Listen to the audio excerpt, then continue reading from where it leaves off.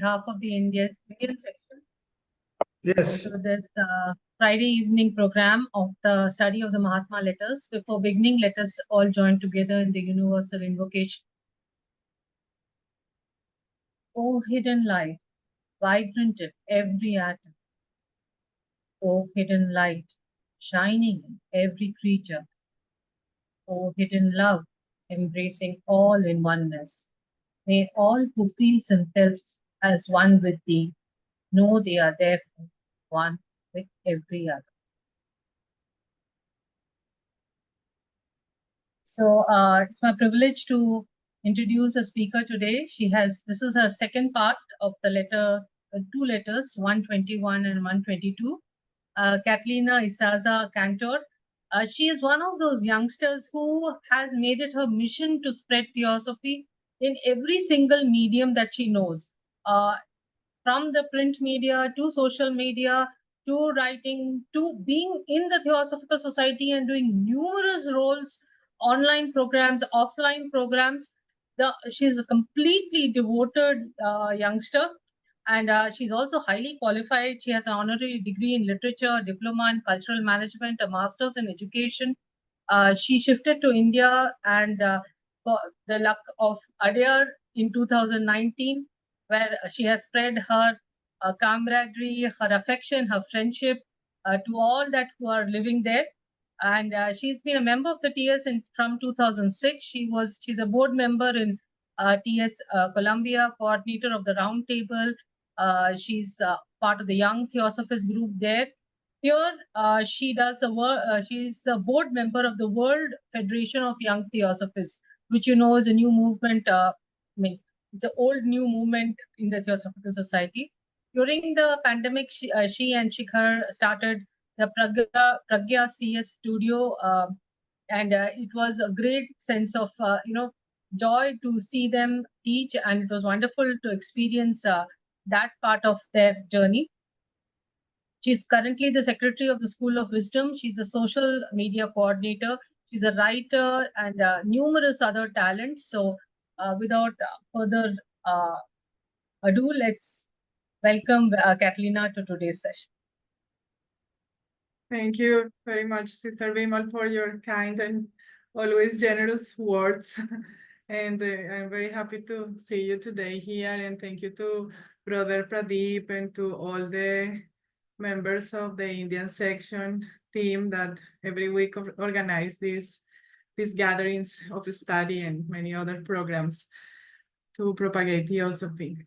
So before we begin, I will request you to take a moment of silence to remind ourselves of our shared thoughts and intentions, our gratitude to be here now with a common purpose of the study, and to be grateful because in spite of the distance, we are all united and we are sharing today.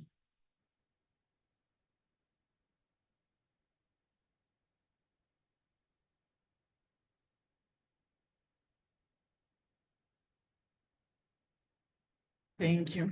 Well, I'm going to share my screen. Let me see. It works. Share.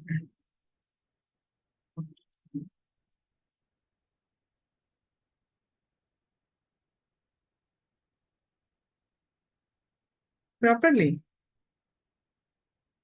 Just make it big. Okay, so tonight's session, as Sister Vimal was reminding us, marks the second of two that we have dedicated to exploring Mahatma letters 121 and 122 as compiled by Vicente Jauchin in 1993. But before delving in today's specific subject, let us just give a quick look on what was discussed in the first session last week. Letters 121 and 122, which correspond to the 84 and 87 in Trevor Baker's edition. As we mentioned, they are part of 4 letters, 119, 120, 121 and 122 that focus on administrative matters related to the London Lodge of the Theosophical Society, a lodge that played a main role at the time as a bridge between East and West and the hub for propagation of theosophical ideas in the West. Anna Kingsford had been the president of that lodge, but her subsequent actions led to the master reconsidering her re-election. They have advised her to be re-elected, but in letter 121 and 122, we will see that they changed their mind. And that this shift reflected the need to maintain loyalty to the parent Theosophical Society's principles. So these letters highlight the tension between order and necessary discord, which, according to the Mahatma, can stimulate growth and evolution, both organizationally and spiritually. This concept echoes the broader theosophical understanding that progress often arises from challenges. The final statement of letter 121, which says, do what you can do to SINNET. Master KH says, do what you can to dignify Olcott's office, for he represents the entire society, and by reason of his official position, if for no other, stands with Upasika, HPV, closest to ourselves in the chain of theosophical work.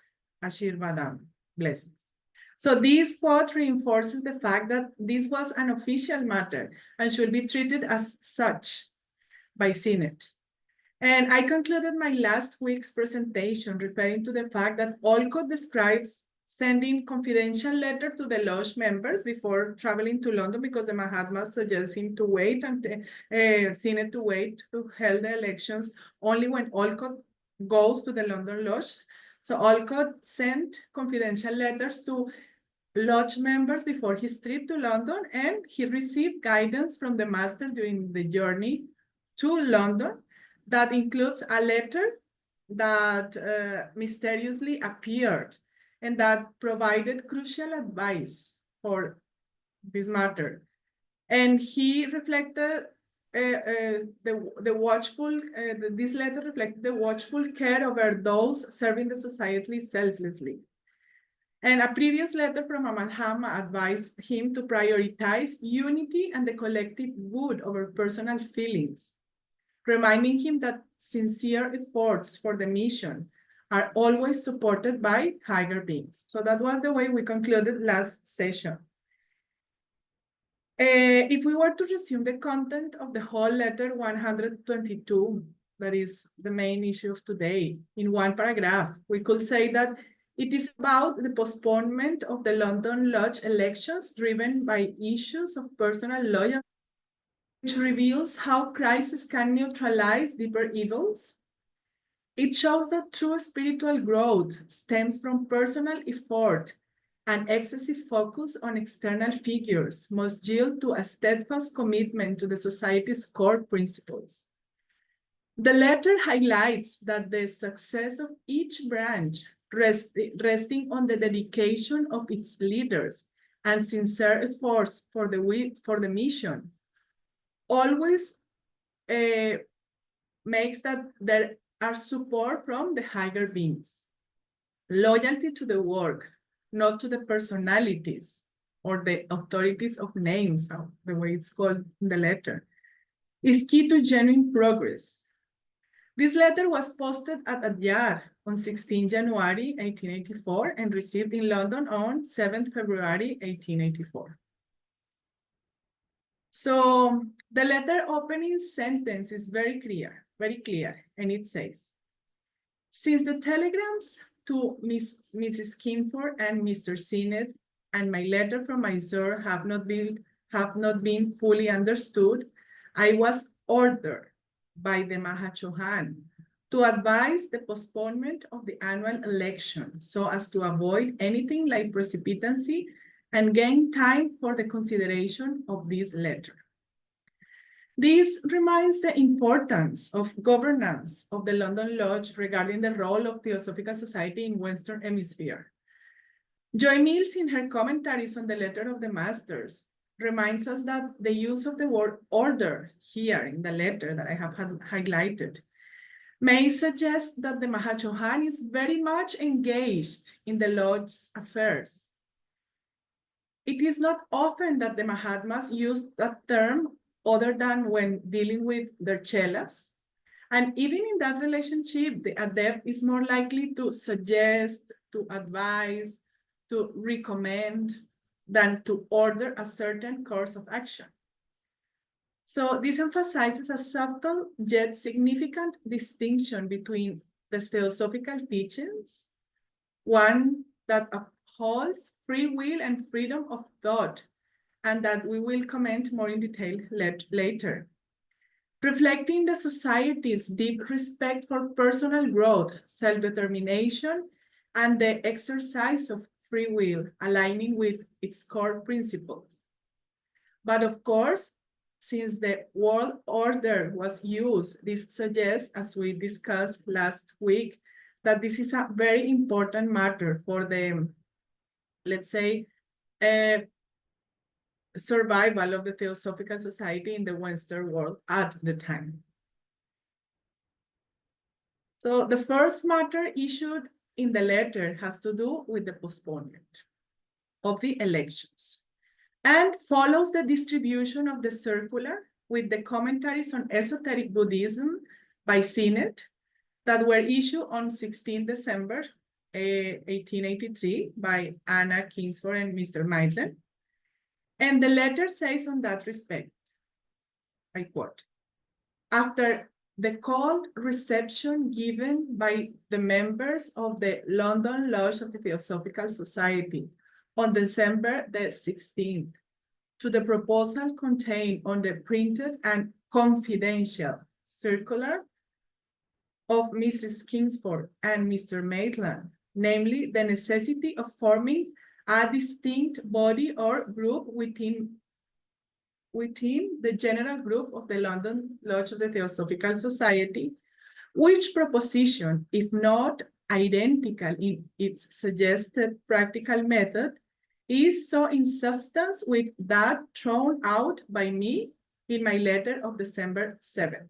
This makes clear reference to the proposition that is made in the letter 120 that the London Lodge should be administered by at least 14 counselors, one half openly inclined towards the Christian esotericists, as represented by Anna Kingsford, and the other half following Buddhist esotericists, as represented by SINNET. So it seems that this circular contains similar proposal. We will see at the end that they will, Anna Kingsford and her group will found the Theosophical Hermetic Society. So the quote continues. On the one hand, uncertain misconceptions, false hopes, and displeasure on the other. The postponement was found absolutely necessary. So the letter includes also the following statement by Master KH regarding to the question of loyalty. He says, we may be supposed to have been likewise ignorant of the shortcoming printed letter. Let's remember here that I highlighted the word confidential. It was supposed to be a confidential circular. So Master says, we may be supposed to have been likewise ignorant of the forthcoming printed letter, private and confidential, circulated among the members of the London Lodge of the Theosophical Society on December the 16th. Thus, she, Mrs. Kingsford, need hardly be surprised to find that this letter has greatly altered the case. Actually, it has changed the mind of the masters about her re-election. Always on the strength of the principle of impartial justice involved. Yeah. Yes. So this mention regarding the confidential nature of the letter pointed by Mrs. Kingsford suggests that the masters were ignorant of its content and serves as a reminder that loyalty must prioritize the principles and unity of the group over any private confidential matters, reinforcing the importance of clarity and shared purpose. The master reinforces the idea that decisions should not be swayed by undisclosed information or personal biases. The problem of personal loyalty is a very important matter, and it is expressed in the letter as follows. Master KH says, the burning question was not as to the literal or allegorical character of Mr. Sinnet's latest work, meaning esoteric Buddhism, but the loyalty or disloyalty of our president, of your president, Mrs. Kinford, and her co-worker, Mr. Maitland, towards ourselves, whom may of you have seen fit to choose as your esoteric teachers. Further in the letter, Master KH mentions, we can never approve or tolerate disloyalty in any member of whatsoever branch to the fundamental principles represented by the parent organization. The rules of the mother body must be lived up to by those who compose its branches, provided, of course, that they do not transcend the three declared objects of the organization. So loyalty to the teachings and the parent society is vital for its future, as it ensures that members prioritize the greater good over the personal interests. These teachings, based on universal brotherhood and spiritual evolution, guide both individual growth and collective advancement by remaining true to these ideals. And by that, members can transcend self-centered motives, fostering unity and keeping the society focused on its mission. Then the letter continues. And now, the development of events since the dispatch of the telegrams in question will have perhaps suggested to some of you the true reasons for so unusual, not to say arbitrary, an action as an interference with the reserved elective rights of a branch. Time often neutralizes the gravest evils by hastening a crisis. This quote has two aspects. One concerning to the adept's views on individual freedom, that is on the right of the screen, and the other on the left of the screen regarding the quality of time in this context that acts as a transformative force, accelerating the emergence of a crisis to bring hidden issues to light and therefore promote a prompt resolution. Let us briefly examine the second, the question of time, and then we go later to the first, that is the question of the adept's view on individual freedom. So when the Master KH says, time often neutralizes the gravest evils by hastening a crisis, that suggests that the unfolding of time is a crucial element in the spiritual evolution of humanity. And in this context, time acts as a divine mechanism that allows karmic lessons to emerge and that prompts the necessary shifts in consciousness. This reminds us of the letter 120 when the Master says that discord is the harmony of the universe. Also, in a broader sense, it may suggest that in order to protect the greater good, the gravest of evils has to be addressed, and we must avoid as much as possible it to happen. Now, concerning the adept's views on individual freedom, Master KH mentioned that this action may seem unusual or arbitrary as an interference with the reserved elective rights of a branch, which also refers to what the letters mentions further. It says, far from our thoughts, may it ever be to erect a new hierarchy for the future oppression of a priest-ridden world. As it was our wish then to signify to you that one could be both an active and useful member of the society without describing himself our follower or co-religionist, so it is now. We have no right to influence the free will of the members in this or any other matter.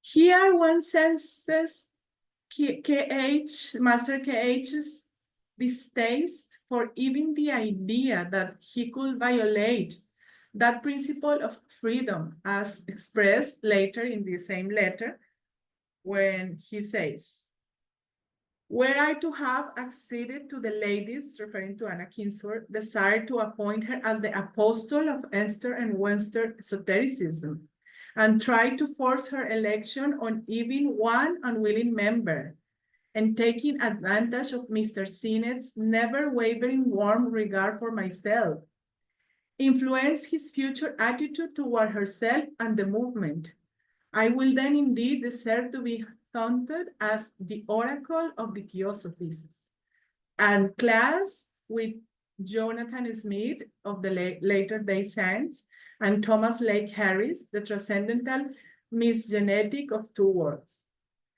I cannot believe that one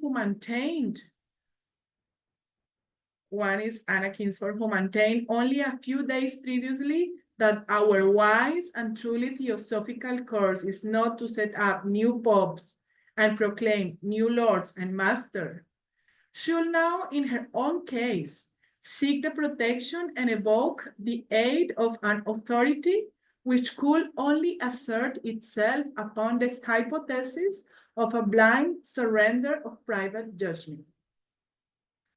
So as Joy Mills reminds us in her book of reflection of the letter of the master, here we can stop and think about this contradiction in Mr. Kingsford's character. And we can stop and reflect how we also sometimes are contradictory. We can stop here and think only for us to consider how often we too are inconsistent in our own actions, in our own words, and even in our thoughts. So in many ways, these letters of the masters always bring to us possibilities of learning, reflection, improvement. And this is a good moment to think in that, how often we too are inconsistent in our own actions, words, and thoughts. And that is why we have to always keep in mind the self-awareness as a crucial step toward personal growth and spiritual evolution, and the loyalty to the greater good over the personal interest. One cannot forget that the theosophical movement, placing undue authority on names nor individuals, undermines not only the principles of universal brotherhood, but also the essential value of freedom of thought. The teachings stress that wisdom is a collective and impersonal pursuit, open to all who seek the truth, rather than the possession of any single person or group. Elevating individuals to specific individuals or egos can lead to dogmatism, personal ambition, division, and ultimately limit the freedom to explore diverse perspectives and evolve spiritually. The focus should remain on the teachings themselves, encouraging independent thought and inquiry, free from the influence of personal authority. Ultimately, putting the common good over the personal one, reminding us the resolution passed by the General Council of the Theosophical Society 100 years ago in 1924 of freedom of thought. I am only going to quote some parts that says, it is thought desirable to emphasize the fact that there is no doctrine, no opinion, by whomsoever thought or held, that is in any way binding on any member of the society, none which any member is not free to accept or reject. No teacher or writer from HPB onwards has any authority to impose his or her teachings or opinions on members. The members of the General Council earnestly request every member of the Theosophical Society to maintain, defend, and act upon these fundamental principles of the society, and also fearlessly to exercise the right of liberty of thought and of expression thereof within the limits of courtesy and consideration for others. So here we come to the question of individual effort. The master had mentioned in an earlier passage of the letter the following: such interference will be in flagrant contradiction to the basic law of esotericism that personal psychic growth accompanies pari passu, hand in hand, the development of individual effort and is the evidence of acquired personal merit. The matter of the individual effort is core to the teachings of the divine wisdom. The third fundamental proposition of the secret doctrine mentions the following. It says, the pivotal doctrine of esoteric philosophy admits no privileges or special gifts in man, save those won by his own ego through personal effort and merit throughout a long series of reincarnations. This aligns with the broader divine plan, which seeks the conscious evolution of humanity. By actively engaging in self-transformation, individuals contribute to the unfolding of this cosmic purpose, prioritizing the greater good over the personal desires. Also, this reminds us of the tribe, so many times repeated by the masters to encourage those treading the path of spirituality or the occult path.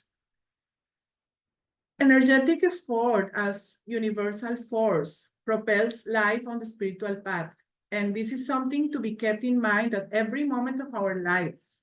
As SINNET is reminded in letter 121, that says, however little you may seem to achieve psychically in this birth, remember that your interior growth proceeds every instant, and that toward the end of your life, as in your next birth, your accumulated merit or the merit shall bring you all you aspire to.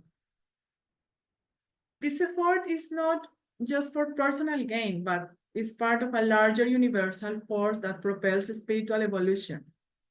By committing to this effort, individuals transcend personal desires and contribute to the greater good.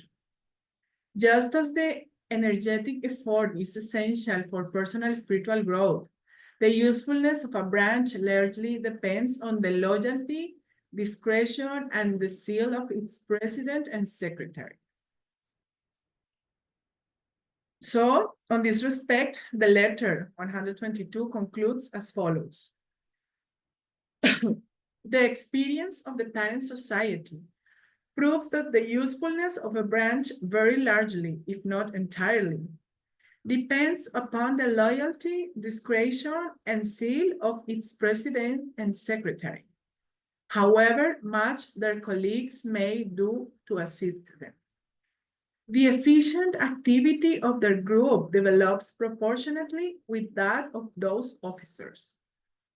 In conclusion, I must repeat that it is to prevent action in the matter of Mrs. Kingsford's re-election until the effacement of any misapprehension produced by my previous communications that I have advised the annual election of officer leaders of your lodge to stand over until the arrival of the present letter. Moreover, as the President Founder Olcott, who knows our mind as has our confidence, is expected to be in England in a very short time. We do not see the necessity of taking any hasty steps in the matter. He has been given such a general view of the situation as will enable him to deal impartially with this case and others upon his arrival as the representative at once of his master, Moria, and of the best interest of the society. This letter is signed by Bhola Deva Sharma by order of my most venerated Guru, Deva Mahatma Ka. And it is worth here mentioning that one of the Master KH remarks to SINNET regarding the question of the precipitation of the letters. He says, please note that these, my letters, are not written but printed or precipitated. So the method of precipitation, as most of you may know, of the letters involves complex occult phenomena of which the masters require the assistance of a number of disciples, the chelas. And this method involves two steps. First, the psychic transmission of the contents of the letter from the mind of the master to that of the mind of the disciple. And second, the occult materialization of a letter written in the handwriting of the master. So the entire letter was made in this way.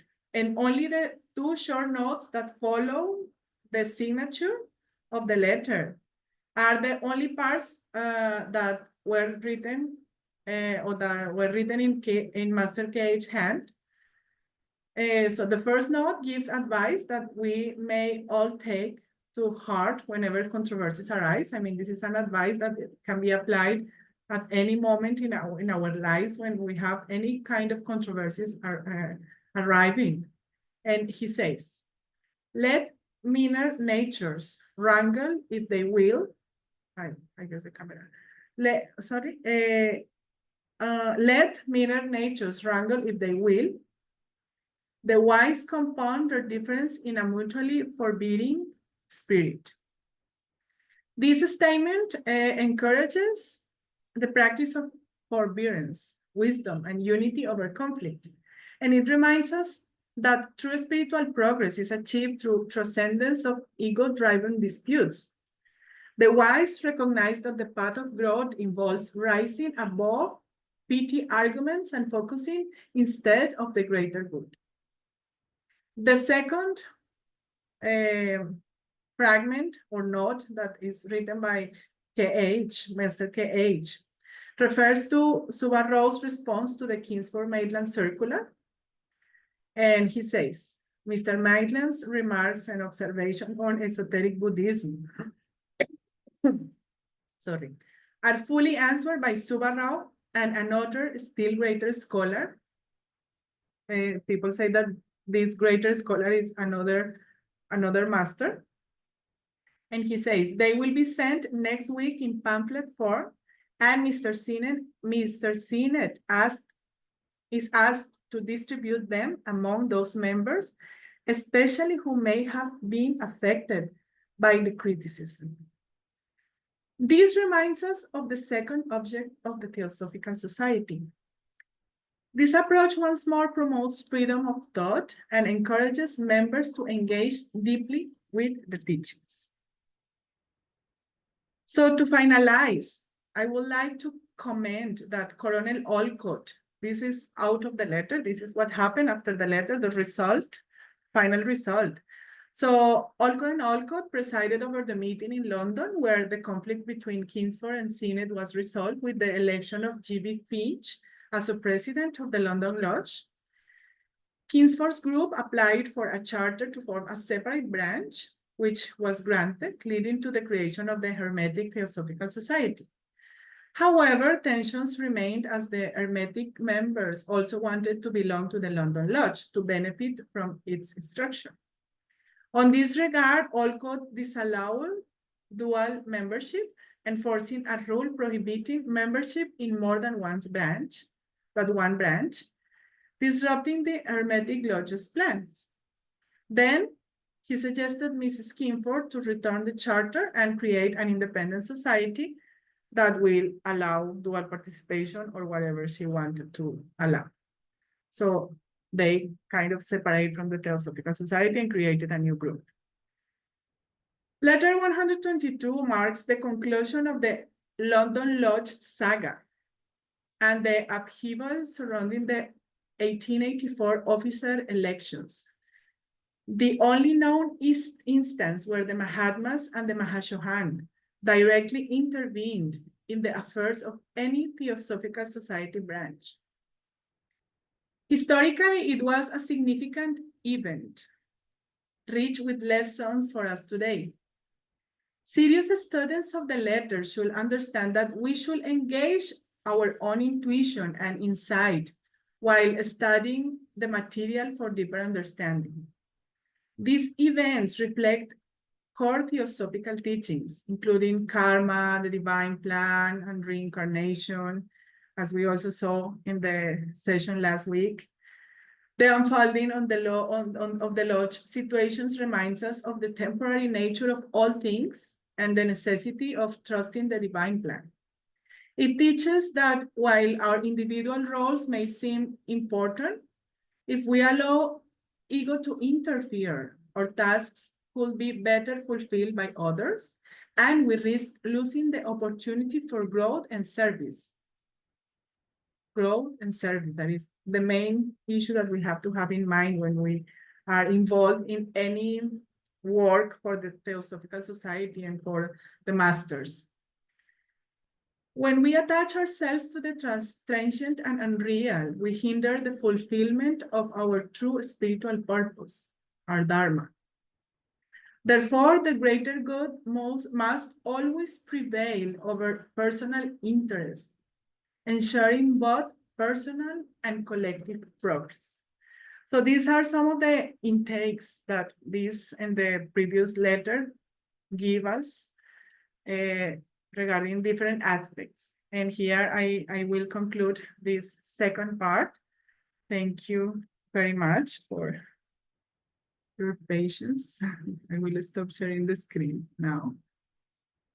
Thank you, Catalina. I think these were the most beautiful slides that I've ever come across in any TS meeting. So fortunately, I have this large screen, so I was really enjoying the beauty of the slides.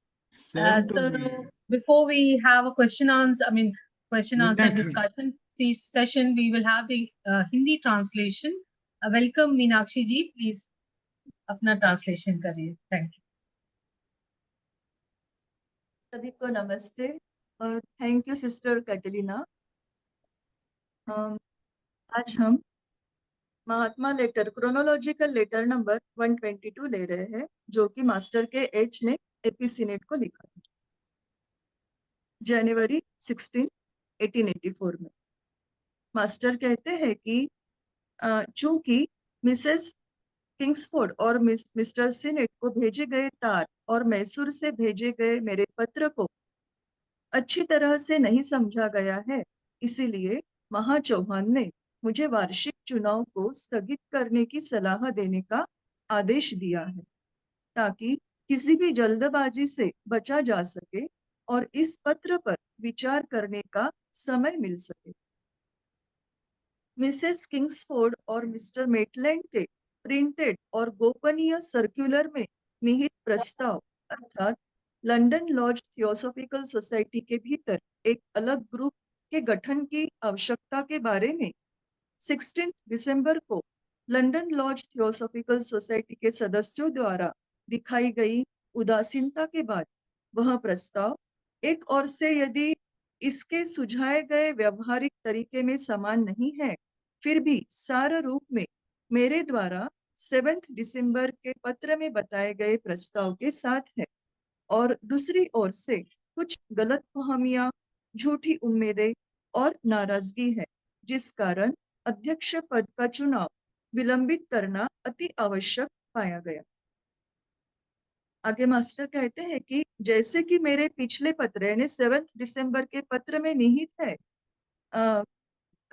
है ज्वलंत प्रश्न mister senate के नवीनतम कार्य esoteric Buddhism पुस्तक के शाब्दिक या प्रतीकात्मक स्वरूप के लिए नहीं थे, लेकिन आपके प्रेसिडेंट और उनके सह कार्यकर्ता की हमारे प्रति निष्ठा या निष्ठाहीनता है, जिन्हें आप में से अनेकों ने आपके एसोटेरिक टीचर्स के रूप में उपयुक्त माना है।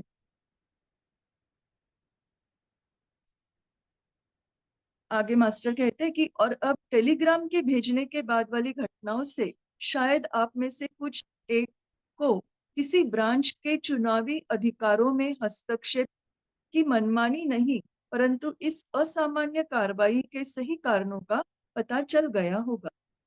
अक्सर संकट को जल्दी लाकर समय सबसे गंभीर नुकसान को बेअसर कर देता है। हम 16 दिसंबर को लंदन लॉज थियोसॉफिकल सोसाइटी के सदस्यों के बीच प्रसारित एना किंग्सफोर्ड और मेटलैंड के आगामी निजी और गोपनीय पत्र के बारे में अनभिज्ञ माने जा सकते हैं। एना किंग्सफोर्ड के इस प्राइवेट पत्र ने मसले का रुख बदल दिया है, यह जानकर उसे आश्चर्य नहीं होना चाहिए। हमेशा निष्पक्ष न्याय के सिद्धांत के बल पर हम अपने आप को मिसेस किंग्सफोर्ड के री इलेक्शन के बारे में अपने निर्णय को वस्तुतः अनुमोदित करने को बाध्य नहीं पाते हैं, बल्कि इसमें कुछ क्लॉजेस को जोड़ते हैं ताकि अब से प्रेसिडेंट और सदस्यों के लिए हमारी पारस्परिक स्थिति को गलत समझना असंभव हो जाए। भविष्य में पुरोहित प्रधान संचालित उत्पीड़ित दुनिया के लिए नया संघ स्थापित करना, यह हमारे ख्यालों में कभी भी नहीं होगा। कोई व्यक्ति स्वयं को हमारा अनुयायी या सहधर्मी बताए बिना भी सोसाइटी का सक्रिय और उपयोगी सदस्य हो सकता है, वैसा ही अब भी है। लेकिन इस विचार को दोनों तरफ से काम करना चाहिए। इसीलिए उनके री इलेक्शन के की हमारी व्यक्तिगत इच्छा के बावजूद हम महसूस करते हैं और यह बताना चाहेंगे कि इस मामले में या किसी अन्य मामले में सदस्यों की स्वतंत्र इच्छा को प्रभावित करने का हमें कोई अधिकार नहीं है। इस तरह का हस्तक्षेप गुह्य विद्या के इस मूल नियम के विरुद्ध होगा कि व्यक्तिगत मानसिक विकास व्यक्तिगत प्रयास के विकास के साथ साथ होता है और यह व्यक्तिगत अर्जित योग्यता का प्रमाण है। पौर्वात्य और पाश्चिमात्य गुह्य विद्या के अपोस्टल यानी प्रेषित के रूप में नियुक्त करने की उस महिला की इच्छा को अगर मैं स्वीकार कर लेता और उसके चुनाव को एक भी अनिच्छुक सदस्य पर थोपता और मिस्टर सिनेट के मेरे प्रति अडिग आदर सम्मान का लाभ उठाते हुए मिसेस किंग्सफोर्ड और आंदोलन के प्रति मिस्टर सिनेट के आगामी रूप को प्रभावित करता, तो मैं वास्तव में the Oracle of the theosophist के रूप में ताना मारे जाने का हकदार होता। आगे मास्टर कहते हैं कि हम कभी भी किसी भी ब्रांच के किसी भी सदस्य की मूल संगठन यानी पेरेंट ऑर्गेनाइजेशन द्वारा प्रस्तुत मौलिक सिद्धांतों के प्रति अनादर को कभी भी स्वीकार नहीं करेंगे या सहन नहीं करेंगे। मूल संगठन के नियमों को उसकी शाखाओं में आचरण में लाना चाहिए, बशर्ते वे 3 घोषित उद्देश्यों को न लांघे। पेरेंट सोसाइटी का अनुभव यह दर्शाता है कि किसी शाखा की सार्थकता बहुत हद तक उसके अध्यक्ष और सचिव की निष्ठा, विवेक और उत्साह यानी कर्मठता पर निर्भर करती है। चाहे उनके सहकार्यकर्ता उनकी सहायता के लिए कितना भी कार्य करें, उनके ग्रुप के कुशल कार्यकलाप उन अधिकारियों के कार्यकलाप के अनुपात में होते हैं। अंत में मैं यह दोहराना चाहता हूँ कि मिसेस किंग्सफोर्ड के री इलेक्शन के मामले में मेरे पिछले पत्रों से उत्पन्न किसी भी गलतफहमी के मिट जाने तक कोई कार्यवाही न हो। इसीलिए मैंने आपके लॉज के पदाधिकारियों के वार्षिक चुनाव को इस पत्र के मिलने तक स्थगित करने की सलाह दी है। साथ ही थियोसॉफिकल सोसाइटी के प्रेसिडेंट फाउंडर कर्नल ऑलकॉट, जो हमारे मन की बात जानते हैं और जिन पर हमारा विश्वास है, उनके जल्द ही इंग्लैंड में आने की उम्मीद है। इसीलिए हम इस मामले में कोई जल्दबाजी में कदम उठाने की आवश्यकता नहीं समझते हैं। उन्हें स्थिति की व्यापक रूप से जानकारी दी गई है, जिससे उनके आगमन पर इस मामले और अन्य मामलों से निष्पक्ष रूप से निपट सके, क्योंकि वे अपने मास्टर और सोसाइटी की भलाई दोनों का प्रतिनिधित्व करेंगे। आगे मास्टर कहते हैं कि राजनीति में ऐसे सनसनीखेज विस्मयकारी घटनाएं स्वाभाविक हो सकते हैं जब पार्टियां ऐसे लोगों से बनी होती है जो पार्टी की साजिशों में आनंद लेती है, लेकिन ऐसे लोगों के संग में उन्हें देखना बहुत पीड़ादायी होता है जो मानव हित के लिए स्वयं को समर्पित करने का दावा करते हैं। क्षुद्र वृत्ति के लोग अगर वे चाहे तो झगड़ सकते हैं। समझदार लोग परस्पर सहनशील भावना से आपसी मतभेदों को सुलझाते हैं। आखिर में मास्टर कहते हैं कि मिस्टर मेटलैंड के एसोटेरिक बुद्धिज्म पर लिखित रिमार्क्स एंड ऑब्जर्वेशंस पर सुब्बा राव और एक अन्य महान विद्वान द्वारा पूर्णतः प्रत्युत्तर दिया गया है। उन्हें अगले सप्ताह पैम्पलेट के रूप में भेजा जाएगा और मिस्टर सिनेट ने उन्हें उन सदस्यों के बीच वितरित करने के लिए कहा है जो आलोचना से प्रभावित हुए हो। Thank you. नमस्ते। Thank you, Meenakshi ji. So we open up for discussions, questions and answers. Katalina, I'd like to ask you one thing, that what were the chief objections which Anna Kingsford had in the pamphlet against esoteric Buddhism? Do you remember, or do you know what are the chief points?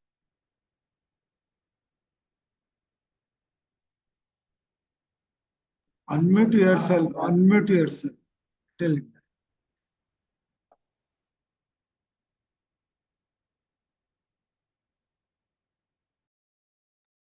Yes. Katalina is not there, I think.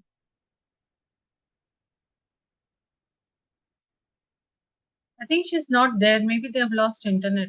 Speaker is there. Instead of unmuting, she must have done something. Yeah.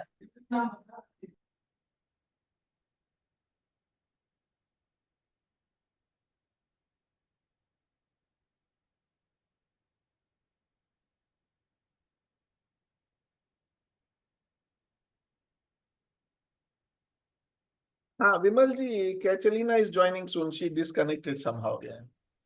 Okay.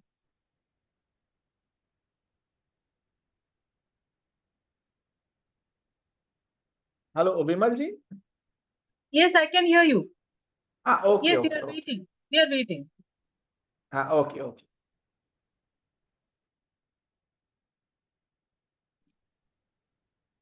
Sorry, I was going to unmute and by accident I left the meeting. That's okay. Let me Happens check my- sometimes. So, okay, I don't, now I am audible, no? Yes. I don't remember exactly the exact points, but it also has a relation to do, I mean, it was related to this question that they were saying that she was a very knowledgeable person in relation to the Christian esotericism, and it was kind of in that direction. Because the proposal that the master had previously was to have a group of counselors that were like in equal conditions, given the fact that the London Lodge represented like the Western after the society was moved to India. So this London Lodge was the only Western society at the moment. So it was crucial for the survival of the Theosophical Society in the Western world, and also to the understanding of the philosophies of the ancient wisdom that is more known here in the East. So I have not the exact clarity of the points, but it was related to this fact in which it seemed like they at some point were not were distorting a little bit this concept, or were not in agreement of this conception, and were trying to put more, give more relevance to this esoteric Christianity, which of course was also important at the time, but given the specific interest, I mean, or the need of the moment, also that was an issue. That's my understanding. Of course, I try to find the circular to read it, but it's very difficult to find it. I didn't find it because I made myself the same question as you. So I wanted to read all the points that were brought, and the only thing I could find about that were commentaries of the commentaries or people commenting on that, and that's the general idea that I could gather in relationship with that. But I mean, I cannot be more specific. I don't know if maybe there is someone here that knows more in detail the content. But I guess one of the general things is regarding to this, because she was, I mean, very fixed in the question of the esoteric Christianity, and that's why she proposed that creation of the Hermetic Society, like a group to study more that kind of the esoteric Christianism. And so it was apparently a similar proposal as the master says in the letter. And the reasons maybe were more those related to the personal interest than to the real comparative study, etc. So that's why finally, ultimately, they end up leaving the Theosophical Society and creating a new society that was more interested in those kind of studies than in more comparative study. That's what I can say on that respect, on that matter. Yeah, thank you. I think you're right. Even I also was looking for that pamphlet and I couldn't find it. And I was reading a lot of things. And I'm like, yeah, okay, read it so much because again, really long letters, long sentences, everything is going over my head. And then I thought, okay, now I have to read esoteric Buddhism to understand, re-understand what was esoteric Buddhism saying that was so objectionable. Yeah. Because I can only do a little bit of guesswork. What I was thinking is, see, the letters to SINNET, I mean, the fact that there were letters and there was all this correspondence came in 1920s. So much before that, this whole aspect was very mysterious as how SINNET got all this knowledge. Then the masters could not directly write to Anna Kingsford. Now they have to go through Subbarao to give a clarification about the to another pamphlet for this pamphlet. So what is happening is because of that circumstance where the masters were not directly corresponding with everybody, only SINNET and all, that question mark about what is the truth about esoteric Buddhism, what all these facets, how can any one person, how can SINNET say, okay, this is the truth? What is that was I think the problem which Anna Kingsford and Maitland and all had, that this is now another person telling, okay, now we had HPB telling and we accepted HPB. Now we have some new things coming out from another person and now you want us to accept it. Sorry, we will not accept it. So Yeah. I think it's something like that. It was very personal, and it's also very sad to see that Anna Kingsford died in 1888.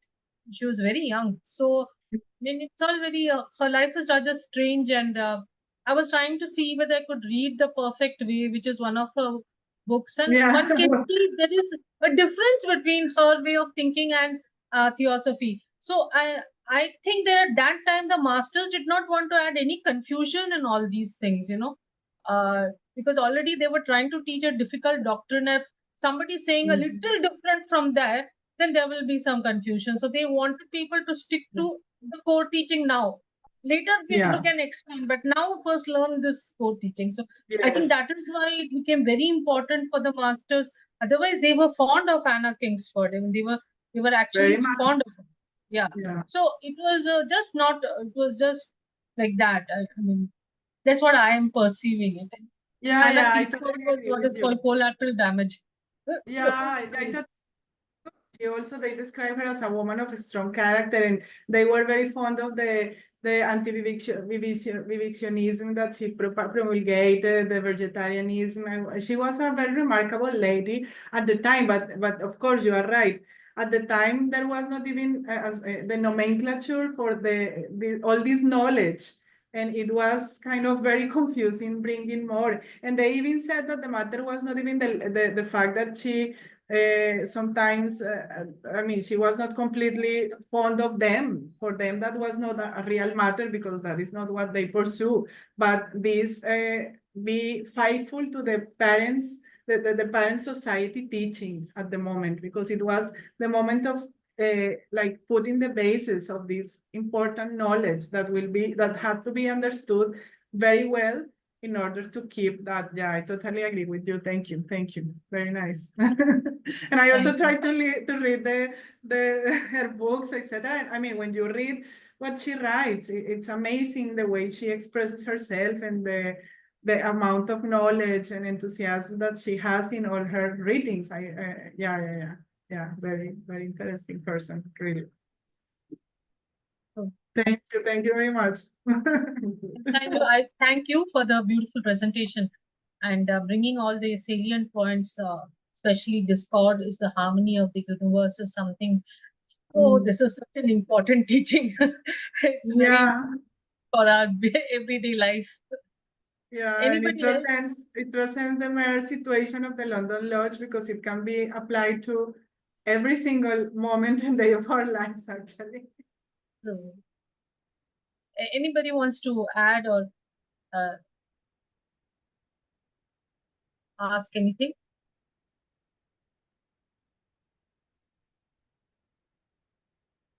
Pradeep ji wants to say something. Pradeep ji is not there.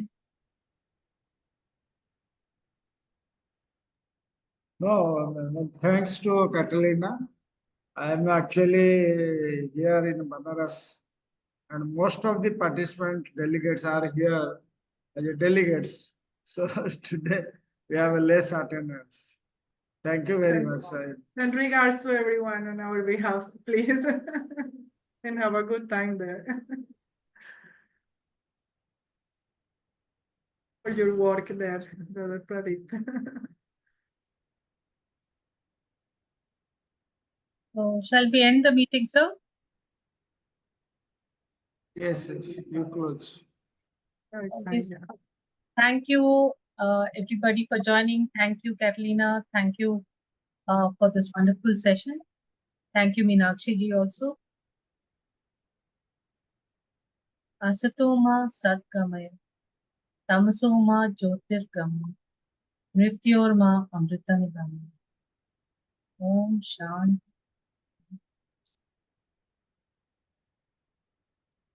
Thank you.